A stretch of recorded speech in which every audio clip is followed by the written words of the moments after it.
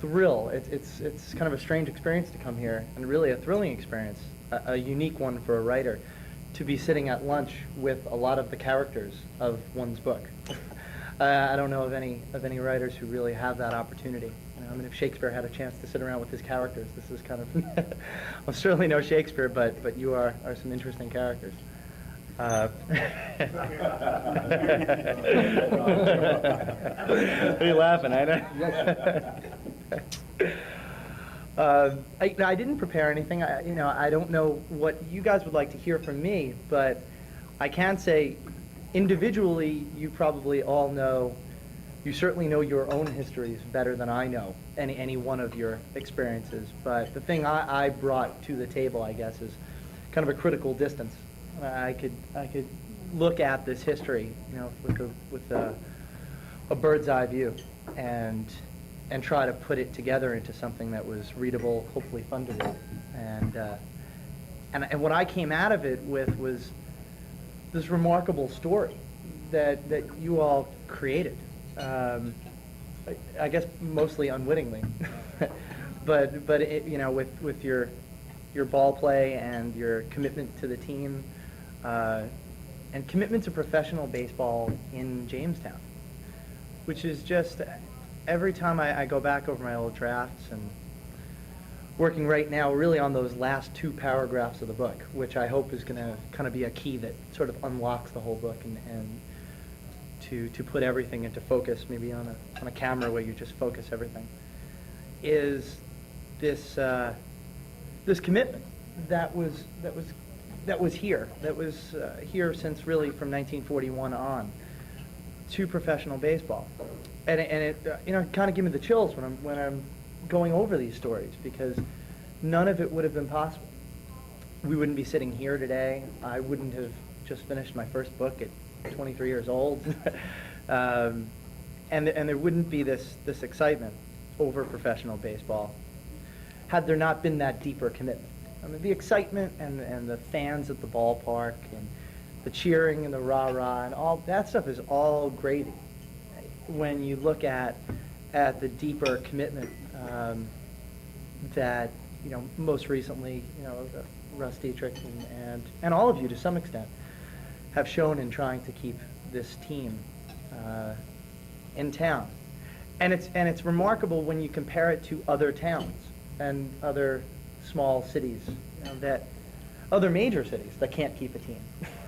The commitment just isn't there. It was a fascinating story. Kind of one of the many subplots of the book is to see the fate of Niagara Falls over the past 50 years. I don't know how many of you remember or know, in 1940, the team, the Niagara Falls Club, was lured here to Allen Park and played their 1940 season in Jamestown, and that was really the beginning of the kind of, 1941 was the first, was when College Stadium was built, and Municipal Stadium was built. And that team came here in 1940 because the support wasn't there in Niagara Falls, and the support was here in 1941 with Ernest Kessler and Judge Barger, who obviously I only know by name, but these are my characters. And the commitment that they showed just wasn't in Niagara Falls. It wasn't in, and not to belabor one city, but it's a good parallel to see that, to see what Niagara Falls couldn't summon the energy that it takes to keep a team in town, because it's not an easy business to run, as a lot of you sitting here know very well. It's a tough one, and you have to be very committed to doing it. In a lot of ways, it's like writing. You don't expect to get rich on it, but the rewards are worth it when you do it right, and you give your whole self to it. And then again in 1993, when Niagara Falls lost their team again to Jamestown, and it's a neat parallel that this town has had that commitment. Albeit, every once in a while there were a couple of breaks, or a couple of spots where there just wasn't the money to do it, or there was a little lull for whatever reasons, historical reasons. Just couldn't keep it in town. But still, when you look at the broad picture over the past 50, 55 years, that commitment's been here, and it's just not in a lot of towns. It's not in the town I was born in. It's not in Hillsdale, New Jersey, and it's not in thousands of other towns around the country, but it's here in Jamestown. It's something special that you have, and I've gotten to appreciate vicariously. But never I'll never have the appreciation that you have. I'll never be able to, as much as I can be invested in this, and it was 3 years of my life that I've devoted to writing this book and to do it right. But still, you have that unique experience. You have that experience that you lived it, and you were here throughout it. And hopefully I can enhance that experience by putting some perspective on it. And I guess that was the goal from the beginning, was to put some perspective on it and to see that this is a truly remarkable story that came out of the 50 years. David, the title of your book is tentatively what? Across the Seams. And the theory behind it is that there are some seams that were woven. It works in a couple of different ways, I think. I mean, in one way, the seam that stitches together the ball, that is Jamestown baseball, was that commitment, was the dedication to professional baseball in Jamestown. And in some ways, those are the red stitches that go throughout the ball. I guess that's probably the root of the metaphor, and it works in a lot. I guess it works in a lot of different ways, because also the way a baseball is constructed. I mean, there's the seams are interwoven, and there's the way the yarn is wound. That's what the story is. I mean, there's this, it's overused, but this web of baseball. There's something about baseball, not to mention something about a small city, that lends itself to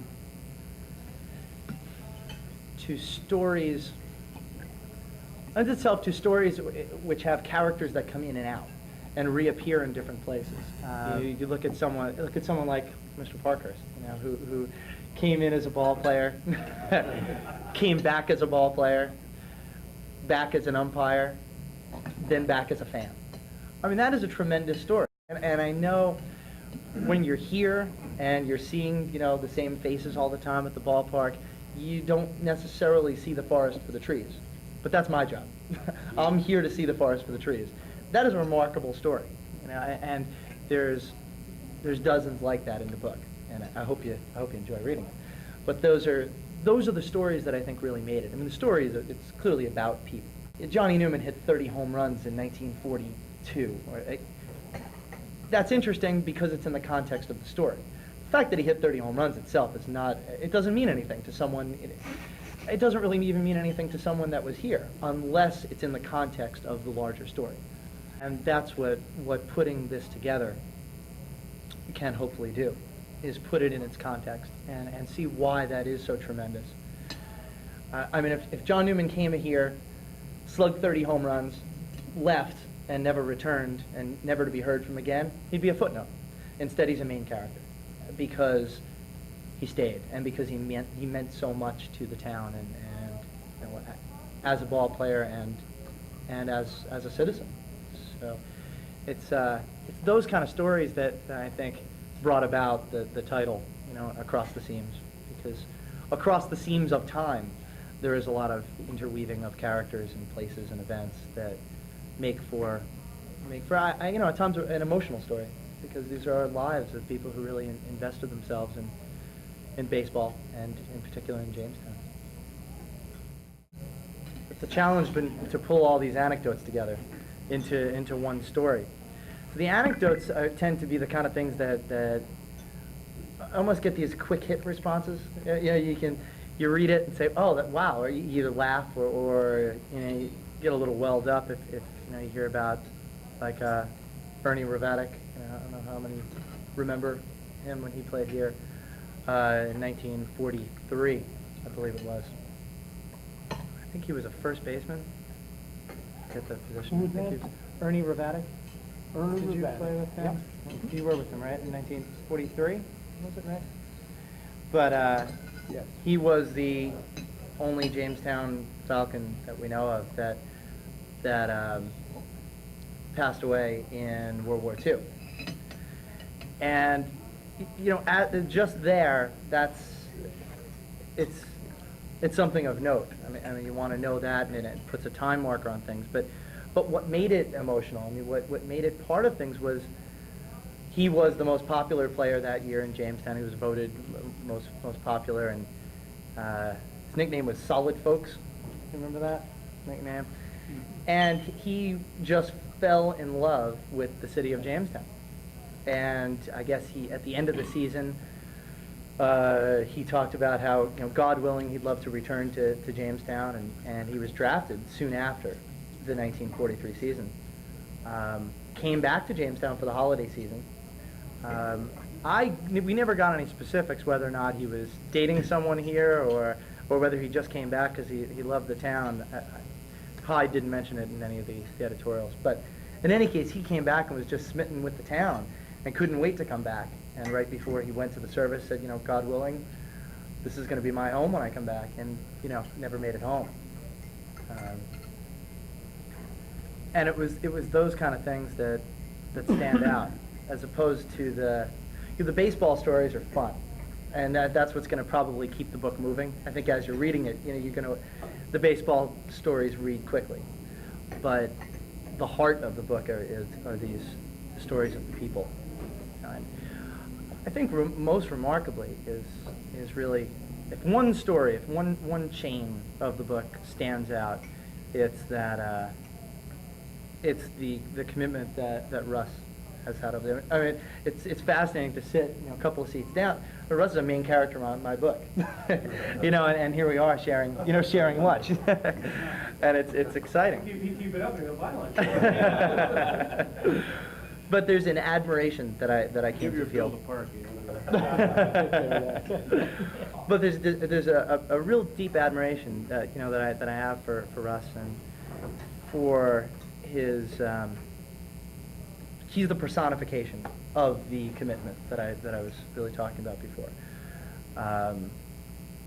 To have lost so much emotionally and financially over the years through the team, to have your heart broken by Jamestown, by the fortunes of Jamestown baseball, and to have stayed through the whole time and never give up on it is just it's something I think we can all learn from. I mean, I learned from it as a young guy growing up. I mean, it was something that probably helped keep me focused on the book all these years, these 3 years. Not every day you're going to wake up and everything's going to be going well, and I guess I learned that lesson from you, Russ. that commitment, and to really care about something, to genuinely care about something, and not to care about it only when it's convenient, but to care about it when it's at hardest, when no one else seems to really care all that much, and to combine the caring with the skills. That was really what Jamestown was fortunate to have in several men, in Ernest Kessler in the early 40s, and then again in the late 50s. You can see, you compare it. I hope when you read the book, assuming you do, that you can compare some of the older stories.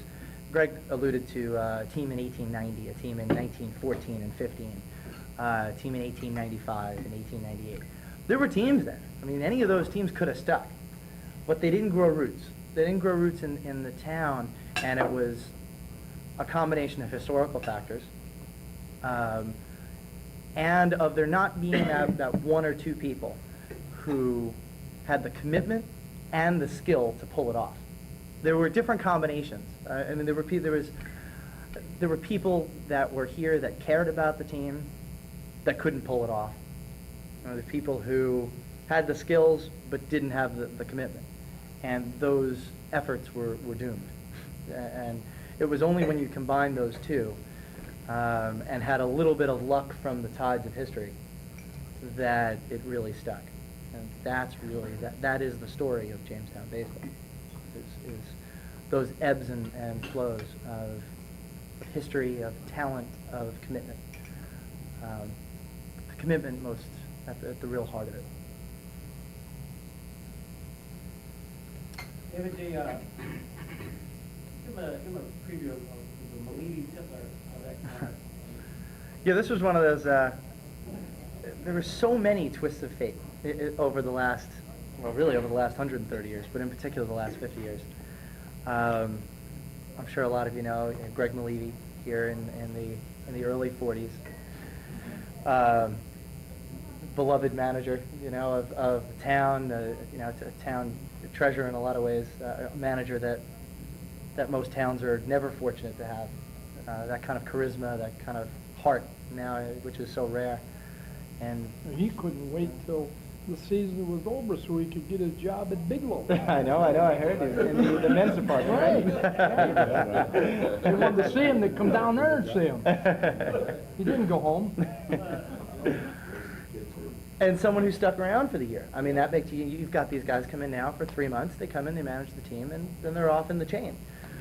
So to have someone like that who the town identified with, and then to have the villain as Jake Pittler in Olean, as the close rival, and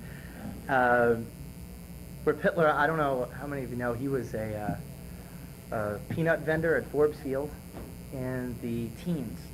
I'm bad with years, believe it or not. I'm bad with years and I'm bad with dates.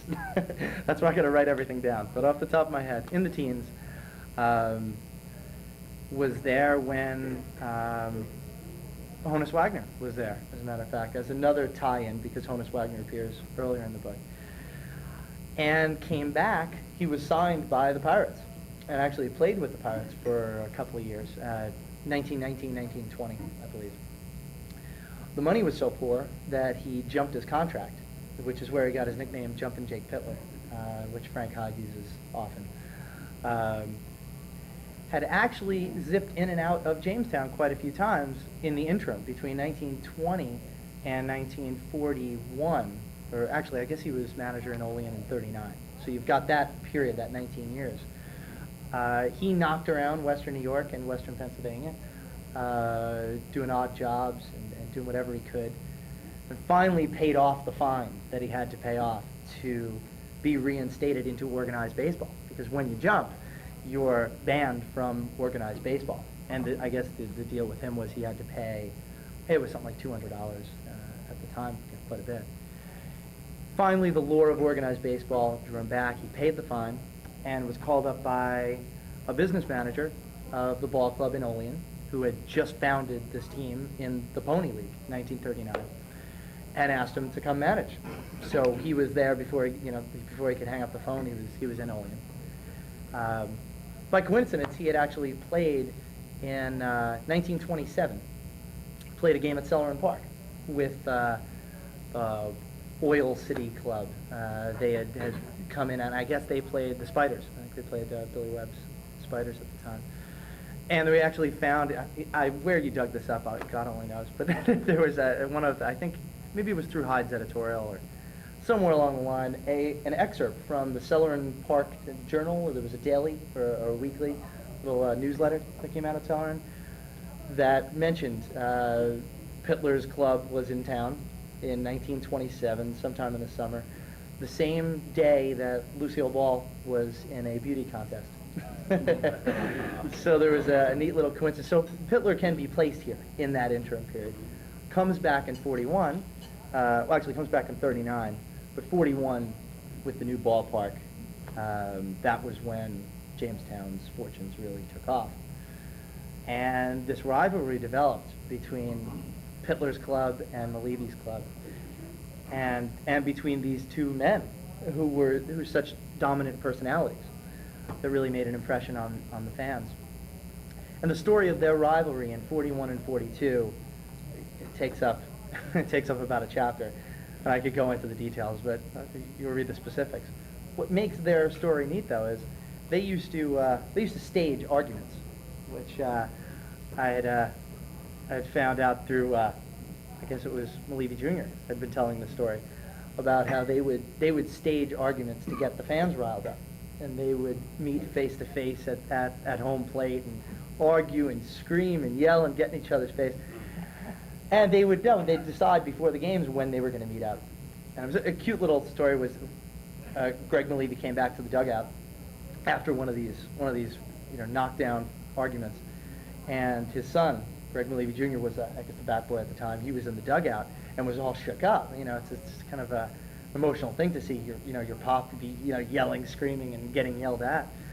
And I guess Greg didn't tell him until years later. He said, "It's okay, son. It's all right. Don't worry." But he didn't tell him until years later that they were staged. So years later, what happens is, well, Pitler is now in the Dodgers organization because Olean was a Dodger farm club at the time. So he's in the Dodger order. This was his big break. He's in the Dodgers. And once you're in the Dodgers, they take care of you, so the saying goes. So he's in, moves up. He moves up in maybe 40, I want to say 43 or 44. Moved up within the Dodger chain, coaching, managing up their chain. Malevy goes up to Buffalo in 43. Does that sound right? Right, with you. You were both up there in 43 in Buffalo, right? Mm-hmm. So he's up there in 43, then comes back down to the New York Penn League in 44 with Lockport, I believe. Yes, sure. He was with the Lockport Cubs for 2 years. I want to say 44 and 45. Then 46 is hired by Olean. Now, Malevy is in the Dodger organization on the hated Olean Oilers. I mean, this is a coup. And actually, I think by that time they might have been called the Olean Dodgers. But now he's on Olean, the team, the most hated rival.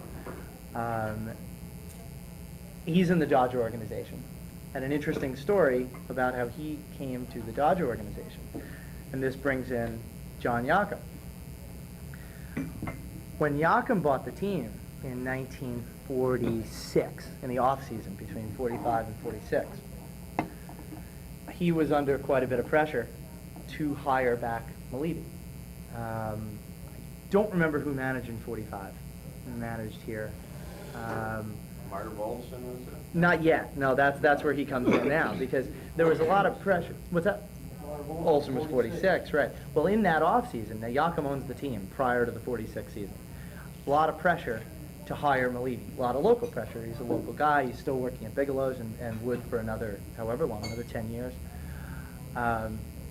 So Yocum feels, Yocum had some ties to Branch Rickey and Branch Rickey Jr. That's how he came to purchase this team.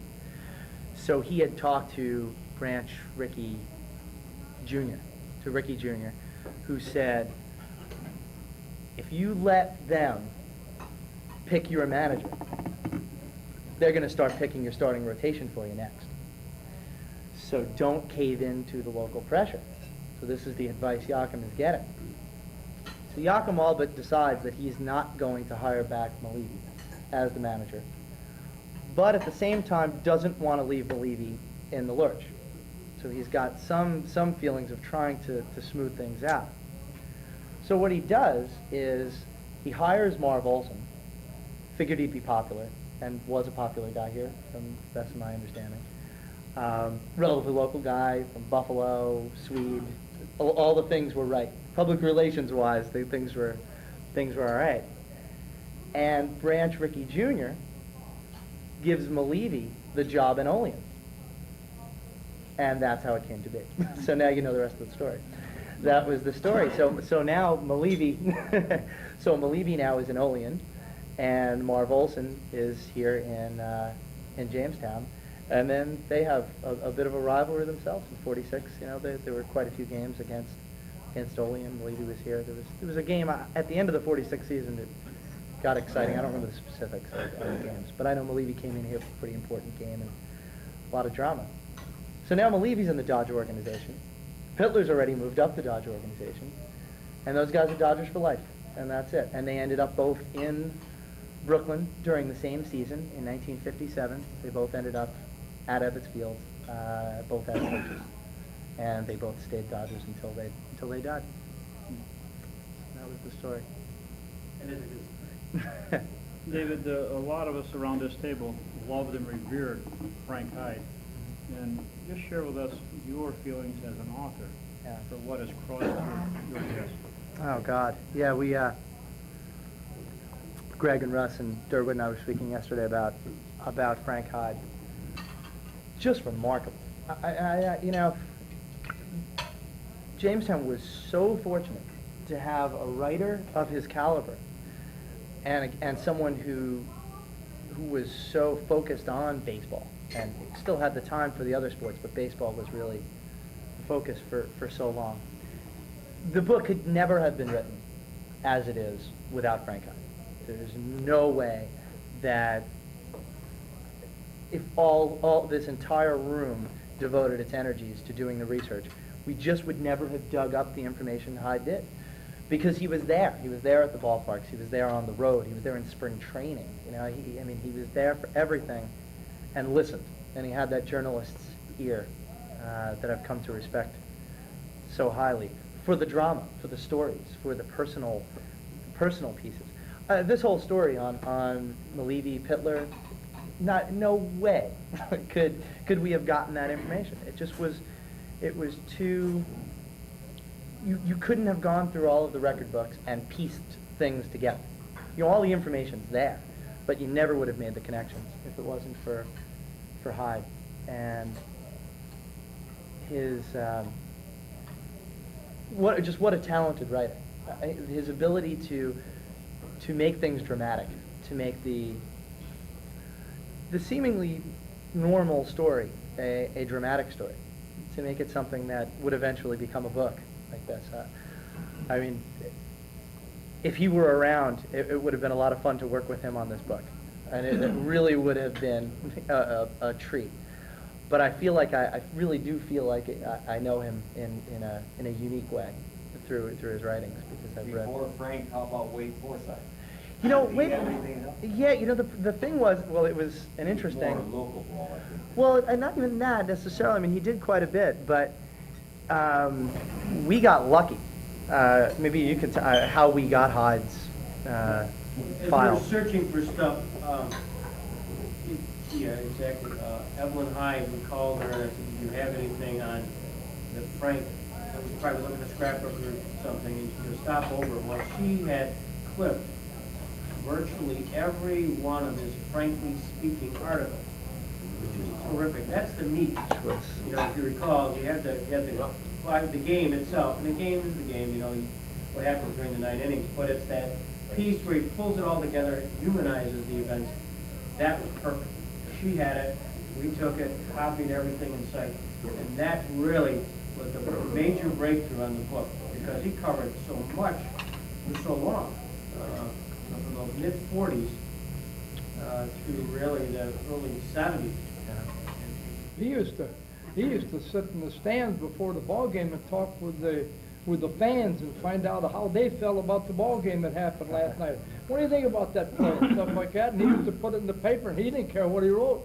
He rarely wrote anything without a little sidebar to it, so that the human. yeah. You But he know, always had when his he was doing a game, he always said. his reports from the scattergun at the very end, yeah, which were, but that's where all the meat was, and you know, it was my job to really sift.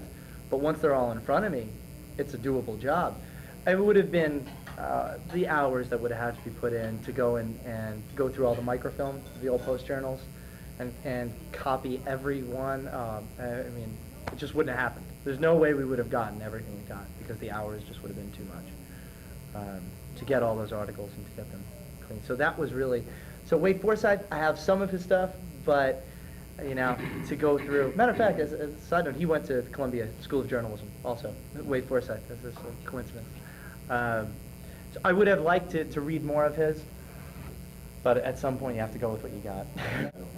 Well, my impression is for those first couple of years before the merger, that he did the baseball scene in the Falcons in 39 through 41, I guess it was.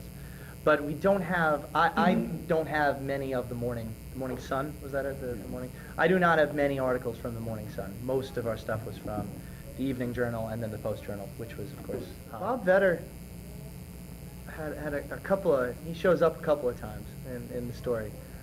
And the first time he shows up is, I guess this was 43 or 44? 43, okay, so 43, so I guess that was Carnegie, was the manager that year? No, Sanford.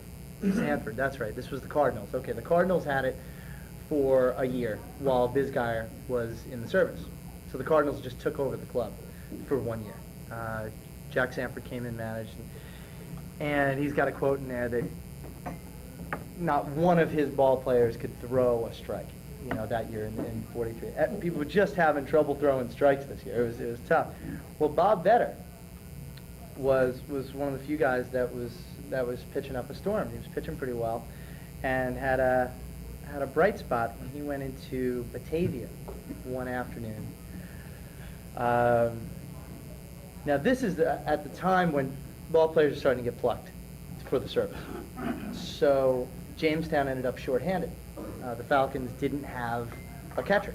Simply did not have a catcher. There was no one on the team. I guess their roster must have been down. There was no one that could catch.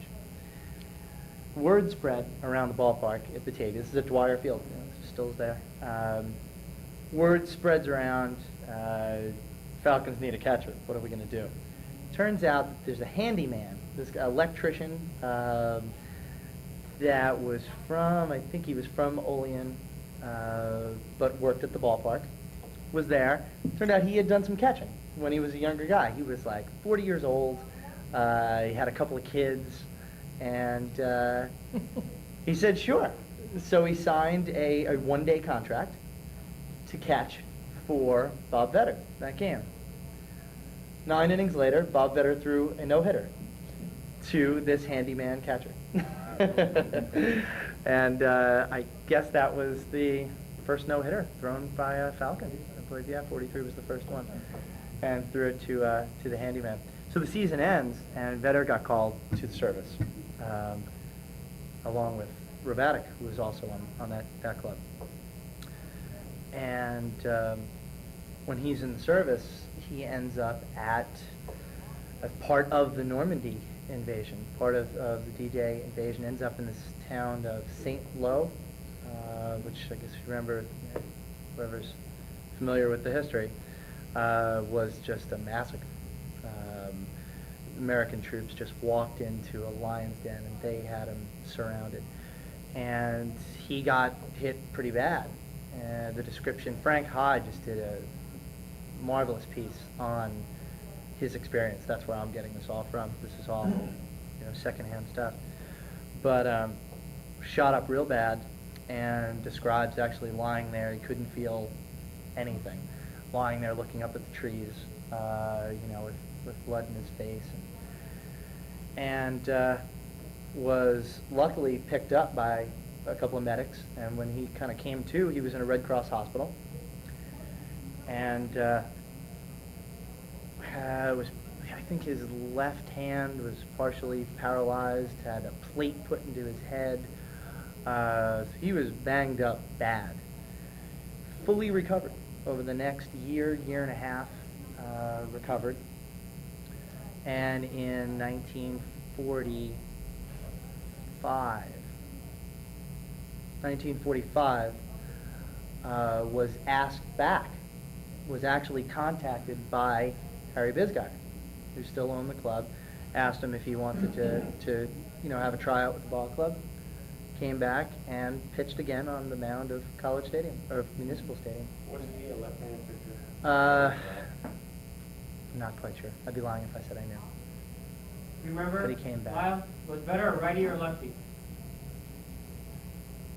Right. I think I was going to say right. Yeah, I think Right so. at it. Came back and came back onto the mound, and that's when Hyde did this profile on him, and wrote the whole story. Again, this was the value of having Hyde. Couldn't have been done. There was no way. If no one did an interview right then, you never would have known. And he saw the drama in that. That game could have just passed by. His return to the mound could have been, sure, another guy comes back and lost forever. No one would have remembered that. Certainly, we wouldn't have had the description that's in the book. That's a very vivid description that I can take very little credit for, because it was all an interview from Vetter to Hyde to me. And all I've got to do is lay it down on paper and make it flow in the book. But to have a description of what he went through in the war, is pretty powerful, and obviously makes his return all the more amazing. David, are you surprised at the number of people who came here to play ball and either stayed here or came back here to make? I was surprised initially. I'm not surprised now because that was, one of the big things that I heard when I came in 1993 and traveled around with the ball club and met Lyle and met some, some of the rest of you who are around here. That it was striking them. To me now, obviously, it's it's sunk in a bit. Yeah, that is remarkable. And We had a lot of good-looking women here. that must have been it. I mean, that really the connection that was there between the players and the townspeople. I mean, there was. You certainly all know it better than I do. But there was a tie between the ball players and the town. Staying at people's houses. That doesn't happen anymore. Now they're at the apartments out there. I can compare. I can hear your stories and I can compare them to the year I spent here with the ball club. And now there's just there's very little interaction between the ball club and the townspeople, and that's a function of the tides of history and of the economic situation of the town. It's less enticing to come on and stay in town and work. The jobs aren't like they were obviously in the early 40s. It's just it's a different situation. And the miners run a lot differently too. It's a farm system, and that changed in the 60s. And those guys are here, and they know it from the beginning. They're here to get out of here. They're here to move up to the next level. If they don't move up, they shouldn't be here in the first place. So to stay here isn't in the mindset, of the ball players who come. When they come that second week of June, there's no thoughts of staying. And that's something that's lost, and it's sad. I think that is, but, it's hard to get too emotional about it because there's things lost and gained. I mean, there's things that we've got now that weren't there 50 years ago. There's a give and take to it. And there's still baseball at College Stadium. Any other questions of David? When's the book going to be out? Greg, I was just going to ask you about that, Greg. All the lives that these guys lived and performed here now lie between those two blue pages of it. Where does it go from there? Well, Can you take us by the hand, the two of you, and lead us through that? well, we're at the point. I could give you the update. Where we are right now is the book is that's it. I mean, someone else could probably take that now and publish it, but I'm not happy with it yet. This is perfectionist now of me, so I want some more time with it. But historically, almost all the questions are answered. Now it's just a matter of making it read as well as I know it can read. So that's my job now. The fine work. If building a house, this is the finished work. Do you have a publisher? That's where we are right now.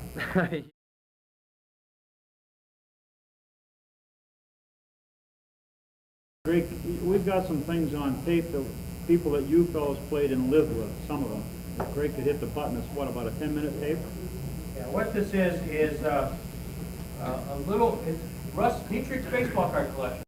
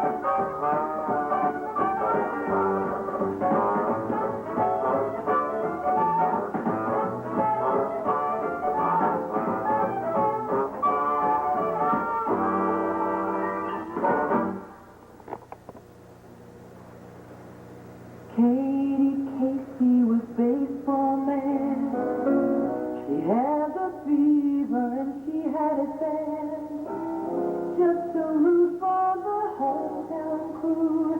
Every cent that Katie spent on one Saturday, her young beau called to see if she'd like to go to see a show. But Miss Kate said no. I'll tell you what you can do. Take me out to the ball game. Take me out with the crowd. Buy me some peanuts and cracker jacks. I don't care if I ever get back, 'cause it's